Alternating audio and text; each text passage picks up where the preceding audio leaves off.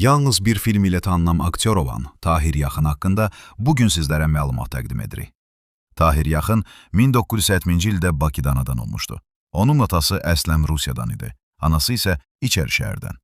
Adının mənasına gəldikdə isə dostları ilə çox mehriban olduğundan ona Tahir Yaxın deyə müraciət edirdilər. Əslində isə onun adı Tahir Quliyevdir. Uşaqlıq illərdən dəcəl olur. Hər dəfə məktəbdə uşaqlarla dava edirdi. Bir gün dostları ilə şəhərə gəzməyə çıxır və kinoteatrda Rac Kapurun Avara filmini izləyir və ona baxandan sonra aktyor olacağına söz verir.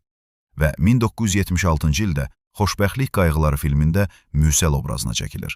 Bu film onu Sovet zonasında çox tanıdırır, amma bədbəxtlikdə qazandırır. Arxadan vurulan zərbə filmində cəbir roluna təsdiqlənmişdi, amma Arif Babayev onun yerinə Rasim Balayevi çəkdi. Tahir Arif Babayevlə mübahisə edir və onu filmə çəkmirlər. Bu məsələni özünə dərd edir və içki içməyə başlayır. Artıq valideynlər də onunla bacara bilmirdi. Çünki içki onun həyat tərzinə çevrilmişdi.